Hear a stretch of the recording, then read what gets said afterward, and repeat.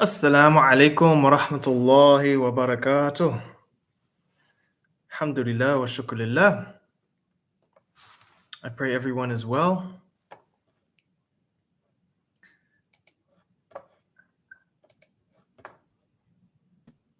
And please excuse making it a little bit early today. But inshallah sayakun khair.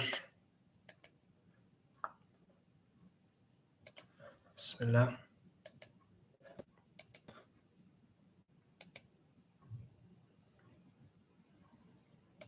Bismillah. Alhamdulillah. Bismillah ar-Rahman ar-Rahim. Alhamdulillah Rabbil Alameen. Wassalatu wassalamu ala khatam al-Nabiyeen. Allahumma alimna ma yanfa'una wanfa'na bima 'allamtana wa zidna 'ilma. Subhanaka la 'ilma lana illa ma 'allamtana. إنك أنت العليم الحكيم.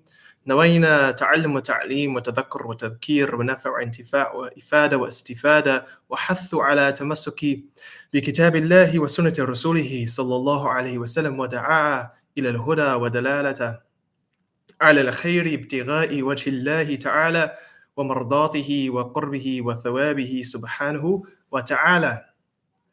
أما بعد, let us look over the previous lesson, some review. We were doing the types of sentences, yes? And we have, alhamdulillah, we have two types of sentences in the Arabic language. We have the jumla ismiya and we have the jumla fi'liya.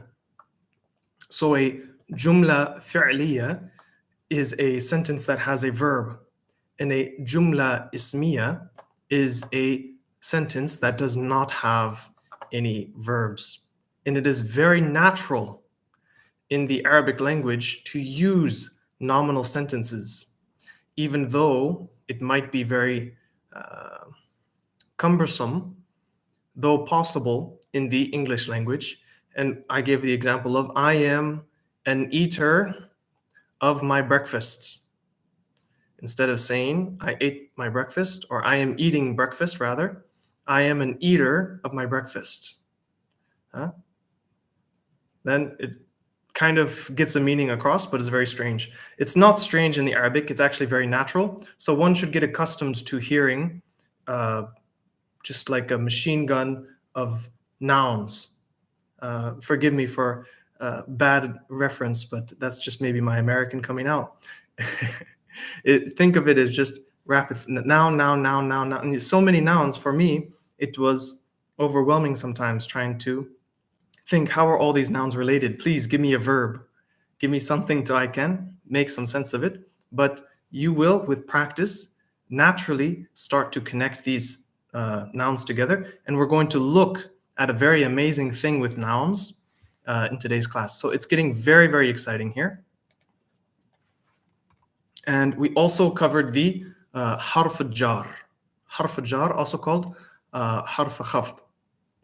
So the harf al-khafd. But we're just going to consider it harf al-jar. There's no need to learn a million different terms that are synonymous. Now we have min, an, fi, ka, li, bi, ala, and ila. I kind of went from the right down and then up, right? So these must be memorized. I expect that we know these now. And I hope that everyone has been doing a good job of keeping up with their vocabulary lists. Yeah, it has not been very much. Yes, there just have been some words introduced, but I hope that you have been listening to me when I keep on repeating that we have to get these really fixed in our mind. And this will be the key, because today we're going to unlock something very, very special. We're going to unlock something very, very special. So don't get scared, okay? But get out your phone, get out your computer, all right? And go to your settings. Go to your settings and click your input language. not your display language, but your input language, and add the Arabic language. Now, what this will do is it will give you a keyboard with all the Arabic letters on it, and you will be able to type, whether on your phone or on the computer, in Arabic. On your computer, you can use the on-screen keyboard until you learn where they go, and you can type in Arabic. You can use the on-screen keyboard and select the letters that you would like. Yes? So this is now your task. I'm going to put a reminder as well in the handouts. Everyone, but from now, will be expected to have that on their phone and or computer, because we will be creating Arabic sentences now. With those words that we have, you know, when you learn in mathematics, you can do combinations. Bismillah. You can, if you have so many different elements, how many millions of different combinations you can make. So with the limited vocabulary we have, we can already make so many sentences, right? They're not going to be rich, meaningful. I mean, it's not going to be making the Iliad. You're not going to be making complex stories just yet, but you get more and more vocabulary to do that. But you can make, nevertheless, many hundreds of sentences, right? Min Allah, from God. An Allah, about God. Fillah, in God, right? Lillah, belongs to God, or you could say to God or for God, right? Billah, with God.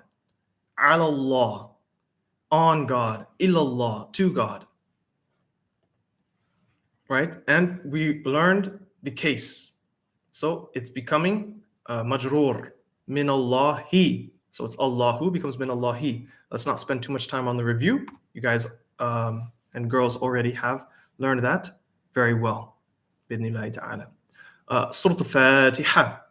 We are looking at Surah Al-Fatiha and we are mastering Surah Al-Fatiha. When you have been praying, I hope everyone has been feeling more connected to the surah and understanding it in a deeper and more profound way. So we begin Fatiha with the first sentence, Bismillahir Rahmanir Rahim. That's the first sentence. Bismillahir Rahmanir Rahim. And do we all know what that sentence means? Can we understand it? Can we translate it? And for now, we might translate in our minds still, and that's okay.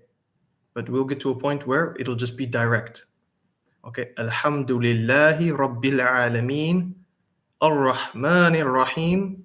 Maliki Yawmiddin. That's another sentence. Do we understand it? Do we see what's going on here? And the first two sentences, they are verbal. Are they a jumla ismiya or jumla fi'liya? Everyone should be saying jumla ismiya. Okay. Iyaka, that's the subject. You, only you, in fact. Iyaka, only you. Na'budu, we worship. Wa iyaka, and only you. Nasta'een, do we seek help from. So we seek we seek help from you alone.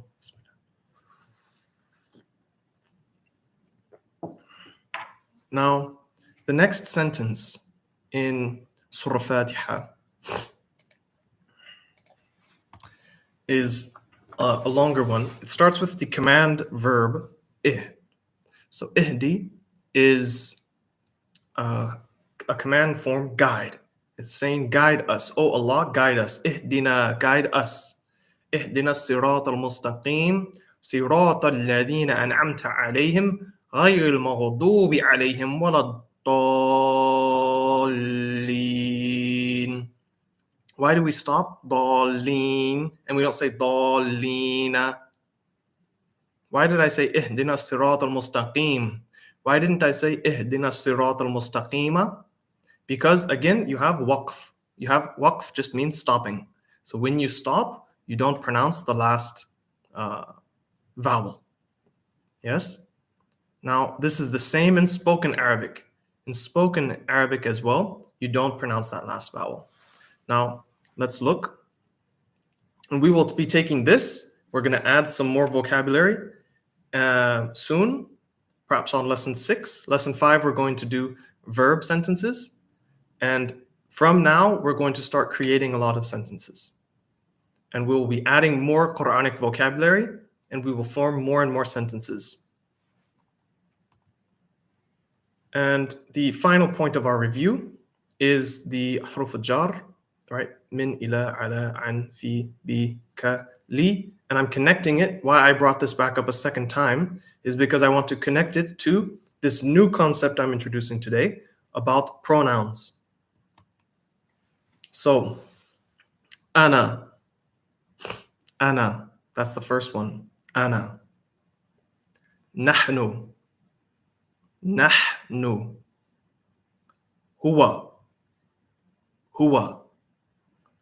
hiya.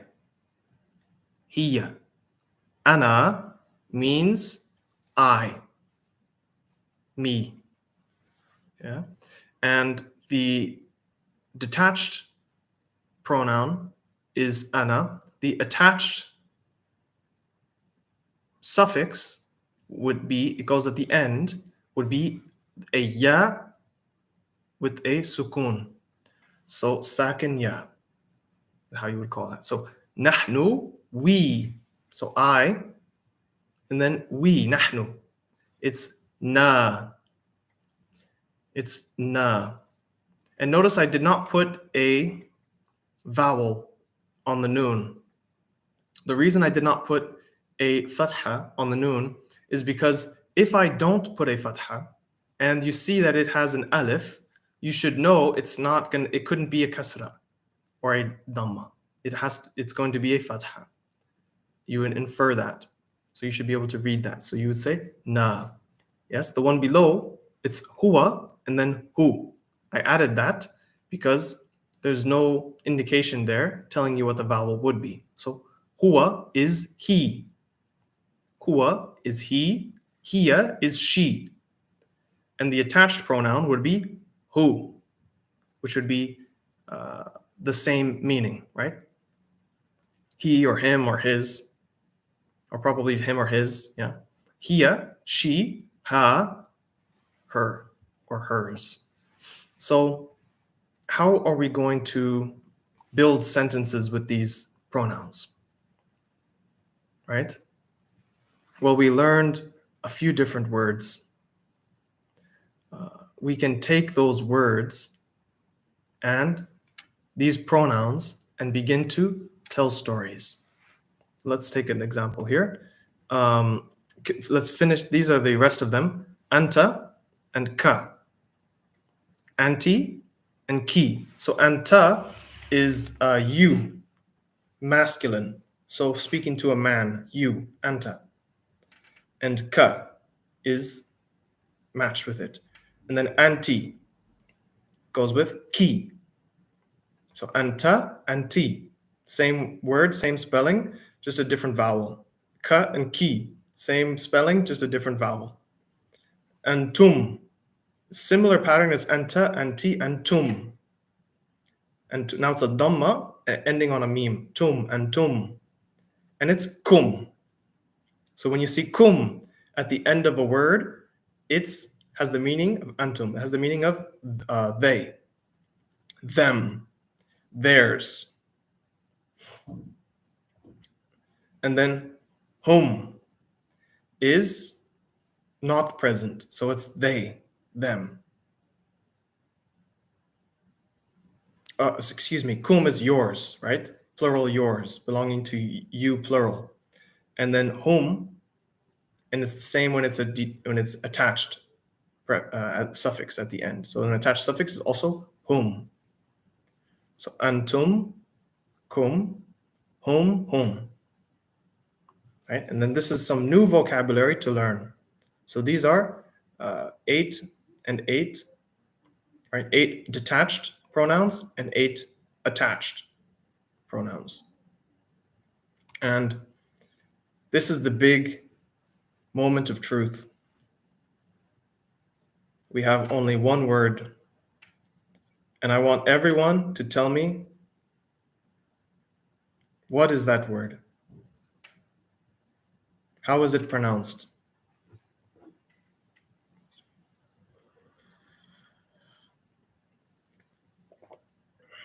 If you're saying yum because it has a wow, then you're observing a good rule, but it's not always the case. But this is one of the vocabulary words. If everyone is saying yaum, you say yaum, then alhamdulillah, mashallah. You are reading Arabic without any vowels. You are reading Arabic without any vowels. So don't doubt yourself again to wonder, can I do it? Can I really read Arabic without vowels and understand it? It's just a matter of knowing the word. Just a matter of knowing the word.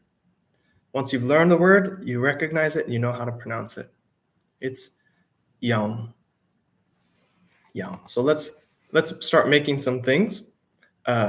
Yaum will be indefinite because it doesn't have a particle al, making it definite.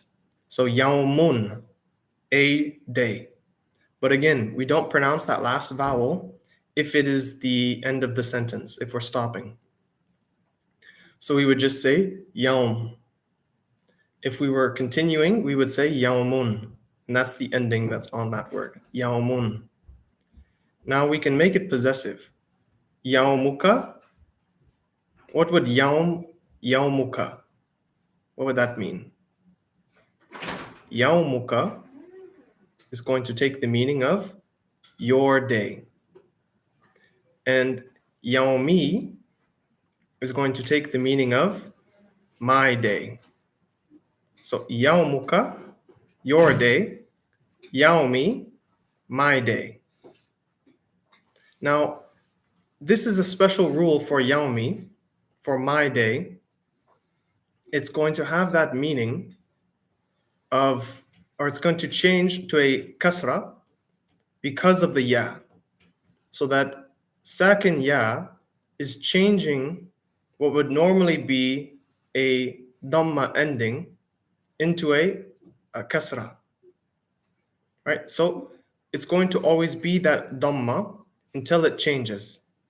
This is a special case, which is why I give these two examples only. So yaumun, yaumuka. What does yaumuka mean? Your day. And then we have yaumi. Yaumi meaning my day. Right? So this is expressing a possession. It's possessive using a suffix pronoun, a attached suffix pronoun. Now, let's look at the next few examples here. Again, we take yaumun, and then we get yaumuka, yaumuki. How is that next one going to be pronounced? Yes. Yaumuna. Yaumuna. Correct. Yaumukum. Okay. Now, why is that changing from indefinite to definite? If you look on our right-hand side, yaumun. Yaumun is indefinite, but then it becomes definite. Why is that? Well, by the nature of possession, it is becoming defined. It is becoming definite. So yaumun becomes definite, becomes defined when it's in possessive. It's not only the particle al, the prefix particle al, that can make an Arabic word definite, but attaching a suffix pronoun can also make a noun into the definite by making it possessive. So yaumun is a day, yaumuka is your day.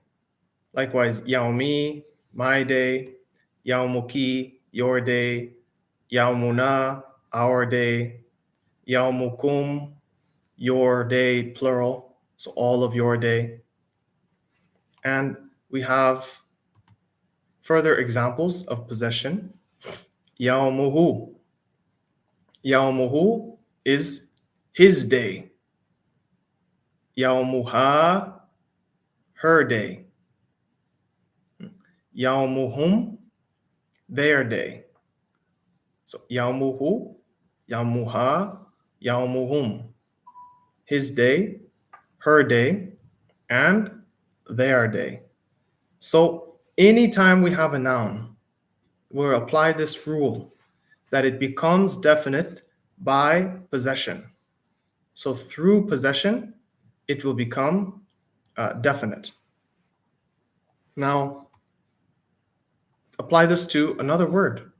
So deen, deenuka. What's deen? Deen, deenun. What does that mean?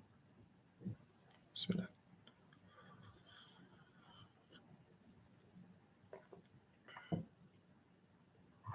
Deen, deenun. It means religion. A religion, deenun. Ad-deen, right? It's not al-deen, it's ad-deen because it's a harf shamsi, so the lam is not pronounced. So ad-deen, ad-deenu, definite, the religion. But it also becomes definite, so it drops the tanween, dhamma. It's no longer deenun, it's deenuka when it becomes your religion. Deenuki, her religion. Deenuna, our religion. Deenukum, your religion, plural. So all your religion. And we have further examples. I kept yawmun here, but it should be deenun. Deen comes deenuhu, his religion. So deenuhu, deenuha, her religion. Deenuhum, their religion. Deenuhu, deenuha, deenuhum. So it's changing from indefinite to definite, and when it's becoming possessive. And we can use these pronouns to be possessive. Now, again, coming back for a third time to the huruf al-jar. So harf al-jar is a preposition. Huruf al-jar is prepositions, plural. So min, ila, an, ala, fi, bi, ka, ki. Well, let's use these same suffix pronouns.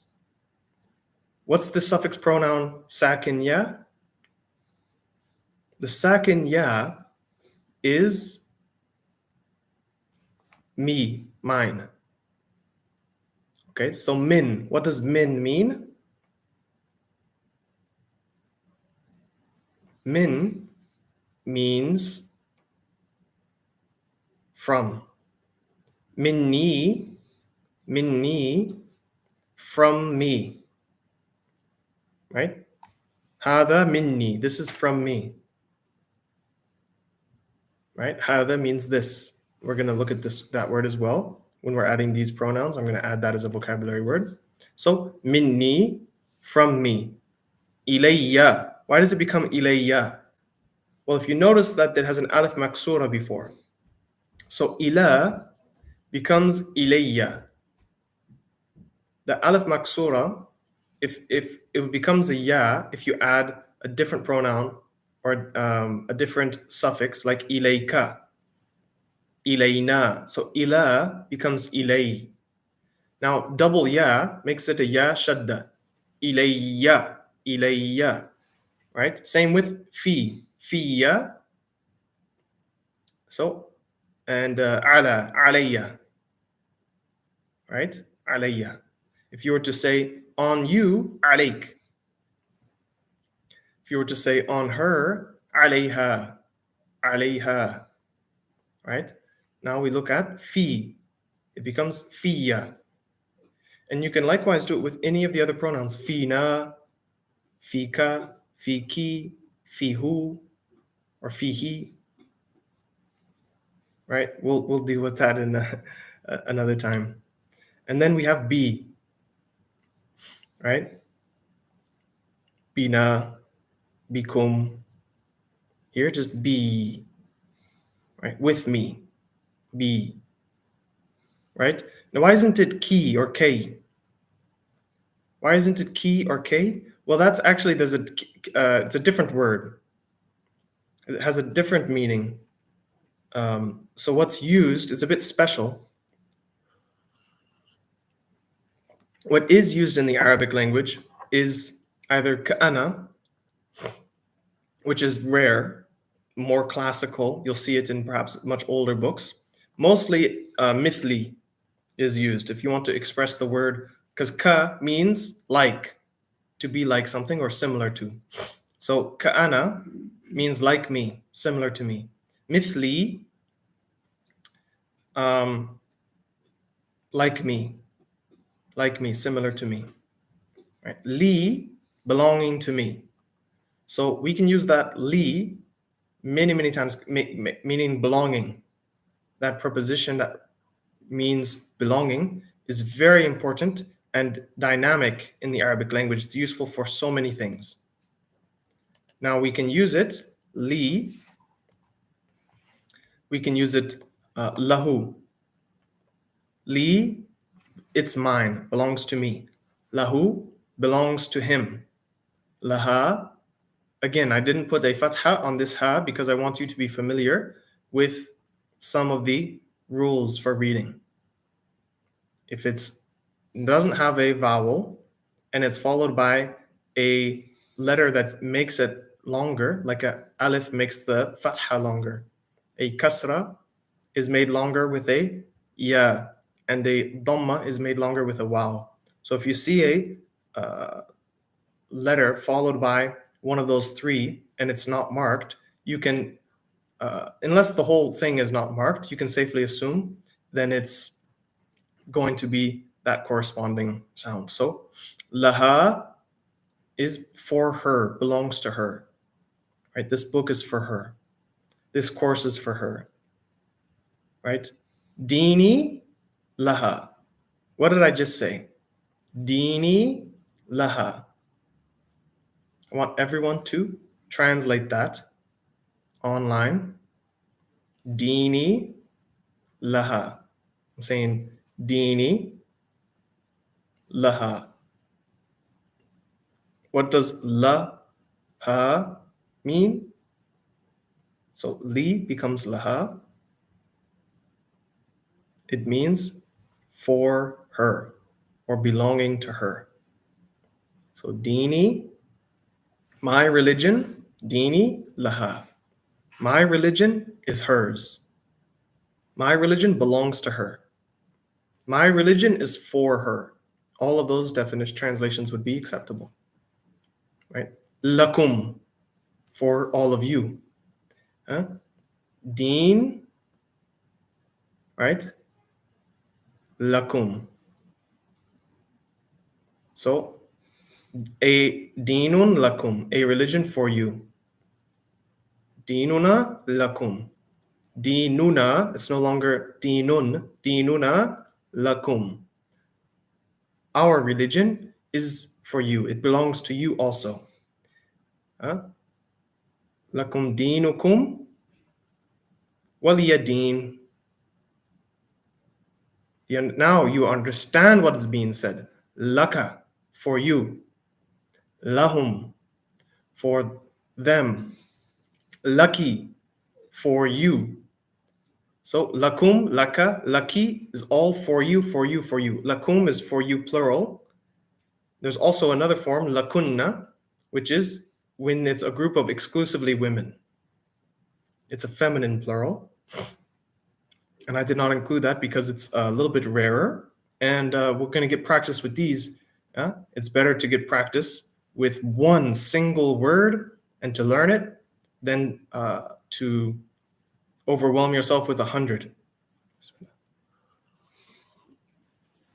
They say it is better to memorize one book than to read 1,000 books. And it's better to understand one book than to memorize 1,000 books. Likewise with vocabulary. It is best for you to understand a single vocabulary word than for you to go through 100 words, but nothing stuck. right? The ulama, they say knowledge is like, its analogy is like a pot or a bucket. Its usefulness is not measured by what passes through it. Its usefulness is measured by being able to hold something. So what's poured into it remains. That is the measure of a bucket. If a bucket has a hole in the bottom of it, you're not going to use it as a bucket anymore. Or a pot. If it's got a crack and everything leaks out the bottom, you will not use it as a pot anymore. It either needs to be repaired and returned to its purpose, or discarded, recycled to some other use. So the example of knowledge is the example of a pot. Its usefulness and reality is measured by what it can contain and keep. So lahu, for him, belonging to him. Hada lahu, hada lahu, and take this thing. You're a human being like me. You're not going to learn this language without practicing with your tongue. You must practice with your tongue. So lahu, hada lahu, hada laha. Right? It might be, don't be embarrassed. Hada laka, hada laki. What am I saying? Hada, I said, is this, right? So this is his, right? If you say, liman hada, whose is this? Man is who or whom. Liman hada, who does this belong to? Right? You could say hada lahu, hada li, hada lakum, hada lahum, hada lana, hada laki. So it's yours. You don't recognize it? Hada laki. This that belongs to you. Hada laki. Right? So we can take a noun and add a pronoun. Take the noun deen. Deenuna, our deen. It's possessive now. We can take the word yaum, yaumun, el yaumu, yaumuna, our day. Right? Today is our day. El yaumu, yaumuna. Today is our day. Take any word. Sadr, right? Chest. Right? We're going to learn that vocabulary word in Surah Nas. That's the next surah we're going to go through. And we'll take a vocabulary word. It appears many times in the Quran. Sadr, oftentimes in the plural, sudur. Right? Inside the breasts of mankind. The heart. The chest. This is the sadr. Right? And it has many uses as well. It's the same word as if you go and you buy chicken breast at the store. Right? It refers to the abdomen. It's the sadr, sudur, right? So you can say sadruna. Well, that might not make very much sense. Suduruna, our chests, right? Sadruka, your chest. Sadruki, her chest, or your chest, feminine. Sadruhu, sadruha, right? Because singular matches with singular. And I hope that that's natural and intuitive for all of you, that you can see that it makes sense. You think about the word. You don't need to memorize a billion rules because you already actually have these rules in your mind. Right? You already have these rules in your mind. You know how to formulate a sentence that's going to make sense. Right? You can take so many different words. Right? Malik, which is the owner. The owner, Maliki Yawmuddin, the owner of the Day of Judgment. This Malik, you can say, Ana Malik. I am an owner. Oh, I own a house, I own a car, I own whatever I own, right? I am an owner. You can say, Ana Rahim. And we're going to get into this as well. This is actually, I'm getting ahead of myself a little bit. So, excuse me. Let's look carefully at this. Bismillah.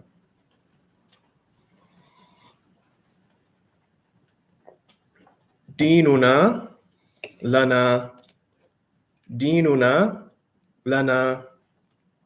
What does that mean? Dinuna, lana. Our religion belongs to us. How confident and empowering is that? Dinuna lana. This religion, our religion, is for us as well. So it's indicating for. It belongs to us and it's for us, which are both slightly disparate but very powerful meanings. Right? Dinukum laha. You have a group, and you have one lady who is differing in her behavior and understanding, right? And you say, dinukum, all your religion is for her as well, right? So she should be following your religion, right? The deen that Allah Ta'ala has given us is for all of humanity. Dinuha lakum. Maybe she's the one who is salihah, she's a righteous woman, and I'm correcting everyone and say, dinuha lakum. Her religion is for you. Her religion belongs to you. All of you should also be upon what she is upon, right? Dinuha, her religion, lakum, is yours, belongs to you. It's for you. Her religion is for you. Her religion belongs to you. So take your ownership of it. Dini li. And again, remember that rule. Notice that it's changing. Let me go back here. Somewhere here. Where is the lees and las? Oh, not that far back. So forgive me for flipping through so many slides.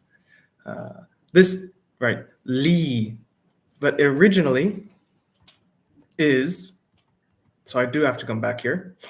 It originally is li, right? Look, min, ila, an, ala, fi, bi, ka, and li, right? So it's li, lillah, lil kitab, lil rajul, lil bayt. It's always that li. And when it's connecting to a noun, it's going to keep that li, that kasra. However, when we go up here, it's lahu. Why is it lahu? Why isn't it lihu or lihi? Why is it lahu? It is lahu. So just remember, it's usually going to keep that kasra, but sometimes it is going to change. Sometimes it is going to change, right? So lahu, laha, laka, laki, lana, lahum, lakum. All of that is a change to a fatha, but it is kasra, li, right?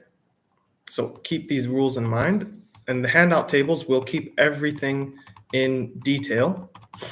And see here, so I've come out of the slides. There was something more that I actually really want to cover.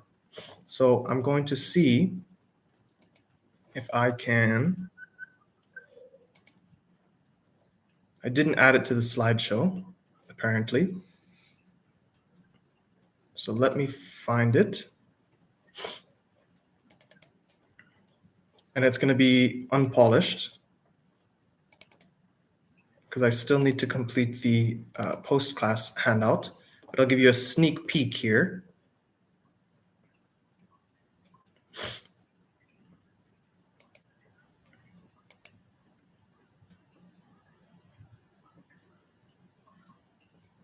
Okay. Sneak peek here on the Google. Now, this is a bunch of description where I'm trying to articulate it. But let's look at this table. This is what I want to focus on. We know the word abd, and we know the word rahim. We know the word abd, and we know the word rahim. So there are only 4 possibilities if we're taking 2 nouns next to each other. There's only 4 possibilities as far as using the prefix al. Either both have it, in which case it is definite, al-abdur rahimu, al-abdur rahimu, right? It's definite, so it is taking that dhamma, right? Al-abdu rahimu, right? Or maybe they're both indefinite. That's a possibility. So they're both indefinite, right? Abdun rahimun. Abdun rahimun, right? Very simple meaning.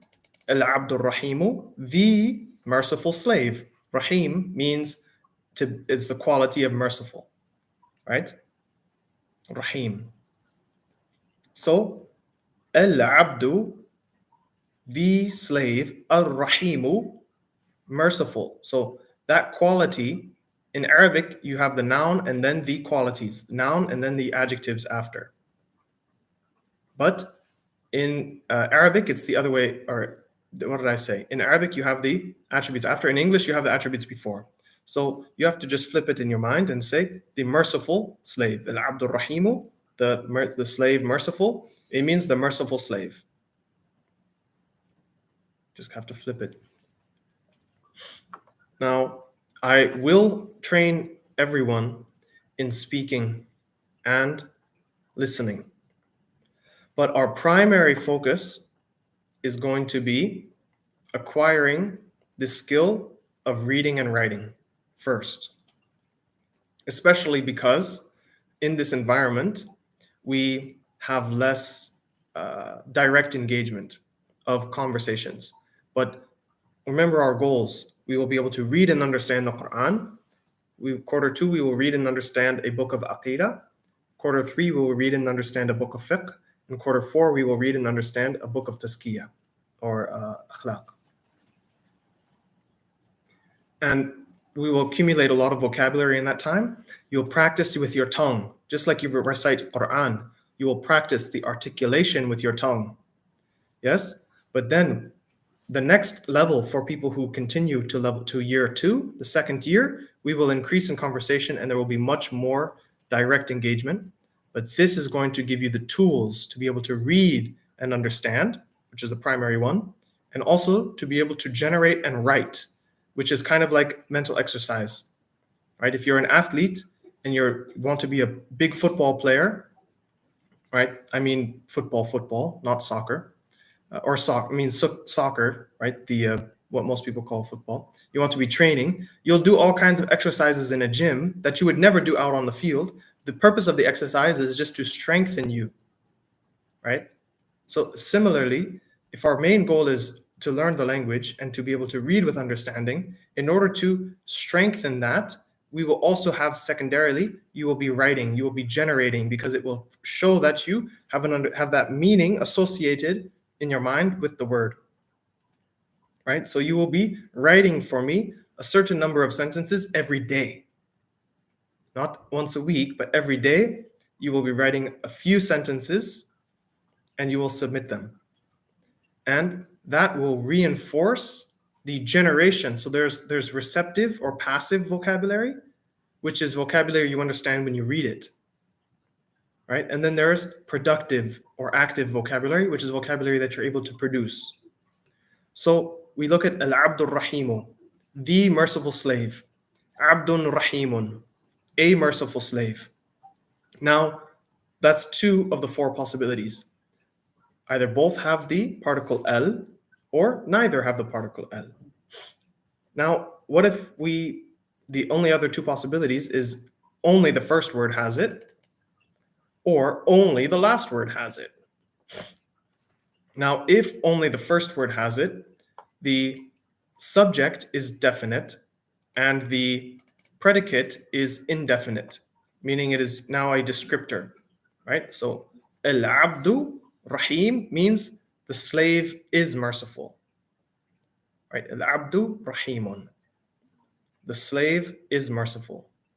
The first one is definite, al-abdu. The next one is indefinite, rahimun. Now, these three, the cases are matching. By case, I mean they're all definite or indefinite. It's the same. This is the one where it's mixed and matched. Al-abdu is definite, rahimun is indefinite. Here, why isn't it abdun ar-rahimu? It's actually abdur rahim, abdur rahimi, abdur rahimi. So this becomes majroor because it's possessive. It is possessive now. So when the second word is definite and the first word is indefinite, right? Yaumu, right? If you had yaumun, right? Or yaumu al-yaumu to make it definite.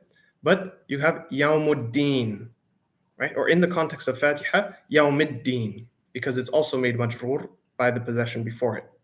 So yaumuddin, yaumul qiyamah, right? Abdullah. It's not Abdun Allah, it's Abdullah. Yaumuddin, right? Yaumuddini. Yaumul qiyamati. Yaumul qiyamati. It's made majroor. So we have marfu' indefinite, and then we have definite in majroor. Abdur Rahimi, which is the slave Abdun, but it, or Abdu, Abdur Rahimi, the slave of the merciful, or the merciful's slave.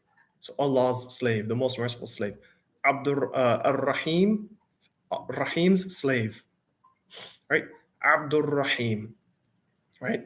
And now you can make this possessive construction with the preposition li, mixing it with a pronoun. Li, lahu, laha, right? You can make possessive in three ways I've showed you. Deenuna, our deen. Lana, belongs to me. So whatever you're talking about, right? You could just say ad-deen, ad-deenu lana. The religion belongs to us. Ad-deenu lana. Or you could say whatever you wanted to say. Hada lana. This belongs to us. Hada lana. This, hada, this, hada lana belongs to us. Right? Those are two ways. And the third way being that one has no particle, al, and the second one does have the particle, al. Right? Such as Abdur Rahim. So, lahu, laha, laka, right? These constructions, and you can follow those same rules, adding it to any nouns, and you can follow that same rule where you have two nouns. The first one has no is indefinite, or at least is not having the particle al, and the second one does have the particle al. Right? That's going to make a possessive construction as well. So we have learned a few little tips, a few simple grammar rules, and some vocabulary. And this is unlocking for us an enormous amount of potential as far as being able to create sentences. So now at the end, I'm going to remind everyone again, please go onto your phone, go onto your tablet, go onto your computer, go into your settings, go and input languages and add the Arabic language. And you will be able to pull up an on-screen keyboard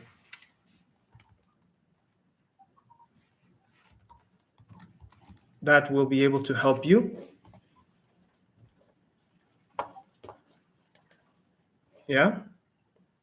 And you will be able to write out the Arabic words. I wonder if I can share. Well, it's not letting me. I'd have to share my screen generally. At any rate, we'll we'll make sure everybody is on board with that and can see and type. Yes, so these next handout is going to have the updated vocabulary. I'll make sure everybody is on board with a complete vocabulary list.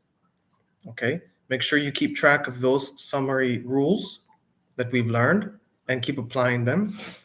And there are going to be a lot of little tidbit assignments this week, inshallah, guided learnings to reinforce translating phrases, short phrases, and also asking you to generate some short phrases or sentences using those vocabulary and those rules that we've learned. قولوا قولي هذا واستغفر الله واتوب إليه. And I hope that everyone is well, and I will see everyone بإذن الله تعالى next week. Assalamu alaikum wa rahmatullahi wa barakatuh.